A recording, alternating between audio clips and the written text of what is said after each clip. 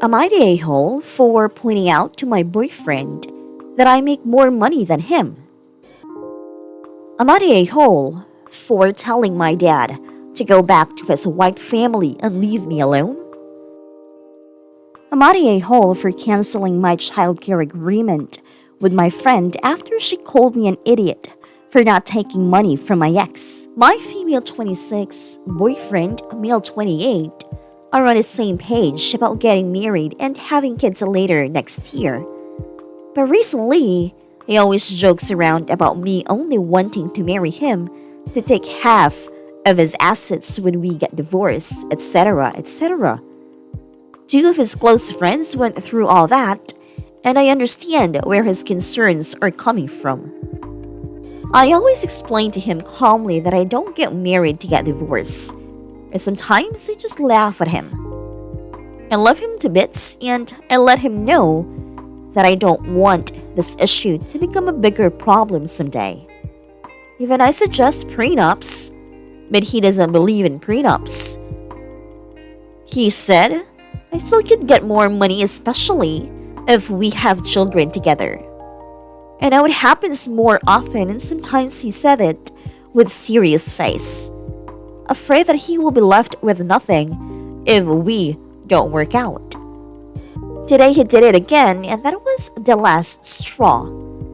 I immediately snapped at him by saying, well, if that's the case, it should be me who should be worried since I make 3 times more than you. He just went quiet and he went outside. I sat down thinking maybe I was a bit harsh on him. Was it an offensive thing to say to a man? Am I the a-hole? I mean, you never really know how someone is going to act in a breakup. Heartbreak makes people act crazy and act out of character. Add to that the fact that people can change a lot as they get older, and you should always get a prenup just in case. No, you can't know 100%, but there are clues on terms of how they act in general when things aren't going their way. If they lose their shit with waiting staff when their dinner is slow or the order is wrong, if they regularly fall out with colleagues or their boss, if they are mean to family members. They may be nice to you when the relationship is going well, but if you see them being shitty to people when things are going wrong, it's a strong sign they will be shitty with you if your relationship goes wrong. This 100%. This is exactly how my ex was. He was nice to me at first, but he was always on the outs with his friends and family. He couldn't hold a job because he was always stirring up shit with his bosses and co-workers, and he generally just treated everyone in his life like shit. When our relationship moved out of the honeymoon phase, he started treating me like shit too, and when we finally broke up, he made my life hell. I'm honestly glad I didn't marry him because trying to divorce him would have been so much worse. I think his comment about the kids shows some of that character, but if we get divorced and have kids, you would still get money out of me, obviously. If you have kids, you are going to keep financially supporting them. He's more worried about his money than all other aspects of his life, and arguably not ready to be a father. But the thing is, most people who are terrible and petty and vindictive during a divorce aren't acting out of character. They've been terrible, petty, vindictive people all along. They've behaved that way in every fight you've had, with every friendship that's ended, every job they've left. Additionally, most adults have had prior relationships before their marriage. Not all, of course. There are still people who marry the first person they date. But generally, the person you're marrying has gone through at least one breakup, and you can see/hear about how they manage that. If you marry a guy who thinks every one of his previous girlfriends was crazy, you should know going in that he's going to be an asshole if you break up and call you crazy. If you marry a guy who can have a pleasant conversation with his ex when you run into her at a wedding or party, then you can guess he'll be able to handle an amicable breakup. This is sound advice. Before I bought a house with my boyfriend, now husband, we had a contract made of what would happen with the house if we split up. He paid the deposit, so he'd get that back first, then we'd 50-50 the rest. It's all well and good thinking you'll stay with someone forever, but practically people change. Thankfully we're still happy, but to know that you are both there to treat each other fairly from the beginning is so important. This is great advice. Sounds weird, but it's part of why I felt so confident marrying my husband. I truly believe that if we should ever break up, he wouldn't fuck me over. We almost broke up 5 years into dating, and even with things being rather contentious at the time, he was still very assuring that I wouldn't have to move out of his home immediately, and when I was ready he would help me get into a new place. He's just that person. He doesn't burn bridges, and he doesn't like to see others struggle. Obviously I hope we never divorce, lol, but I don't really worry about the details should that happen, especially now, when I make more than him. Second story. I'm not a hole for telling my dad to go back to his white family and leave me alone. My dad is white and he married a white woman after he left mom. He had 2 kids with her. My mom and dad had joint custody and things were pretty shit. My stepmom is racist. She wanted me to be white. I am half Asian and I don't pass as white. She frequently joked about my parentage. She lied to others that I was adopted. She made me feel like a freak in so many different ways, and my father just watched on and ignored it. My mom got me out of there when I was 15. My father hasn't really been in my life since. It has been 2 years and my dad suddenly realized that he has another daughter too. This asshole is trying to contact me. He came home a few times and mom lets him in. He is trying to apologize and I don't want anything to do with him. He wanted a white family and he has one. I don't want to pretend like I have a dad or shit. I don't. He came over this Sunday and I straight up told him to go back to his white family and to leave me alone. I told him that I hated him and his wife. I didn't even like my half-siblings. I don't consider them family, and I never wanted to see him. And he already had that picture-perfect white family that he wanted. He didn't say anything, and he ended up leaving. He hasn't tried to reach out again. I am okay with that. My mom thinks I was too harsh with him. I know I was really harsh. I was. I wanted to hurt him. I really wanted to yell at him and make him hurt his feelings. I think that makes me feel an asshole.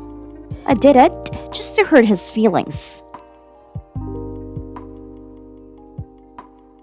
NTA, you have every right to feel hurt and are entitled to your feelings. They are valid, don't let anyone tell you that they aren't. But there is more to it than that. Rage and anger are temporary and give way to trickery, more complicated feelings more often than not, driven forward by trauma and pain. In my personal experience, I've picked up a few understands of things. Someone can try to seek forgiveness. We as people must work it out within ourselves to forgive them. Whether it be because you want to, or because you need to do it for your own sanity. I'm not saying you should forgive him now, but eventually I think it would be good to either re-examine it a while down the line, or find a therapist to talk it over with. Something that should also be noted is that forgiveness does not mean you have to let him back into your life. You can acknowledge that he has wronged you and that, if he has genuinely come to terms with that and is trying to make it right, he has apologized. But that doesn't mean you have to let him into your life. Don't let your anger overtake you. It can destroy you before you realize. I've seen this mantra, forgive for your own sake, but it's not necessarily true and does not work to heal everyone. Forcing myself to forgive people did not help me. Allowing myself to be angry, to actually hate someone for the trauma they caused, was what gave me peace. Knowing that I never have to forgive someone for what they did to me helped me deal with my trauma. I worked hard on my self-respect enough to hate the person that traumatized me. I don't think hate has to be something evil and consuming. Everyone is different. Op could find solace in forgiveness, or they could find solace in allowing themselves to hate their dad. Whatever they need to just be okay with their life. I agree so much with this. I hated myself for so many years for being abused and having a shitty family. It wasn't until I realized what they did was wrong and awful that I could actually start to heal. My therapist told me that was good.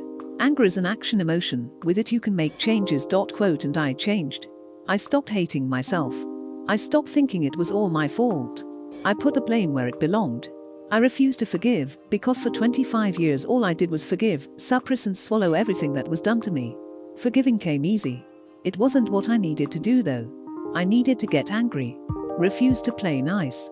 Put up boundaries. Anger is fine. Anger can drive action.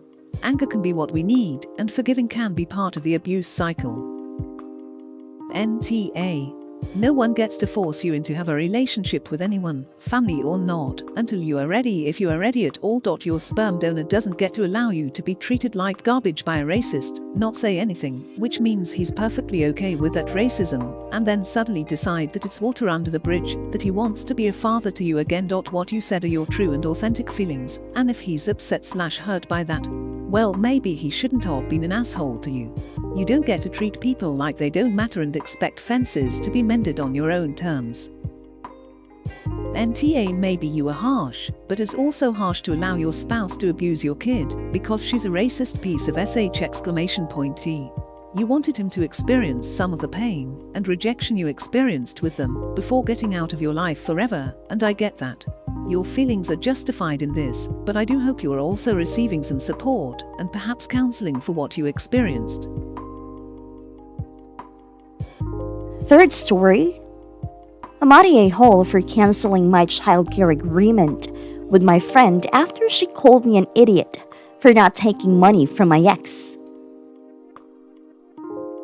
I have a childcare agreement with my friend, which is basically I watch her son on Thursday and Friday for a few hours, and she watches mine every other Saturday or whenever I need an emergency babysitter. As of yesterday, I canceled our agreement even though she wouldn't have time to make other arrangements. The reason I canceled it was because she called me an idiot for refusing to take the money my ex is trying to force on me and try to get me to change my mind and wouldn't give up after I asked her to talk about something else. This is a sensitive subject for me because my ex abandoned me and our son when I told him I was pregnant. But now he's had a change of heart and is trying to pay his way back into our lives. My friend's husband is close friends with him, so he told them that I ripped up the check he tried to give me in front of his face. My friend was berating me for being so hasty and not accepting his olive branch. I get so mad at her, and I told her I didn't want to speak to her for a while, and she would need to make other childcare arrangements for the foreseeable future. My friend has been begging me to consider, and even her husband has been contacting me to apologize on her behalf. But I am not planning to go back to our old agreement. At least, not until I can get things sorted out with my ex. Amadieho. NTA. You might be able to create a co-parenting relationship with your ex over time, but that is entirely your journey to navigate. If your friend wants to give you advice, if it were me, I'd take it, etc., that's fine, but berating and passing judgment on your situation is really not her place. It's not foolish if by taking the money he will push more and more. We don't know what would happen if she takes it. If she really needs the money, she needs to go through court. But that means the husband can get partial custody. I think she is smart and nip it in the bud. Also, if he wanted to lessen her struggle, he should have been helping since the beginning, not when he had an epiphany and wanted to play family. NTA. She had no right to push her opinion on you once you'd made it clear you didn't want to discuss it. As a third party, she has no real idea what went on between you and your ex. Other than what she has heard, she shouldn't be making any judgments about a situation so wholly unconnected to her. I would also be extremely hesitant to allow my child around them unsupervised, as they would very likely allow your ex to have contact with your child without your consent. They clearly believe that he has a right to a relationship with your child and that you are being unreasonable, even if they are now apologizing in order to get their own benefits back. What is to stop them having your ex over when they babysit?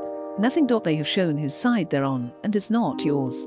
Ending the friendship may not be where this goes, but having this hard boundary is essential.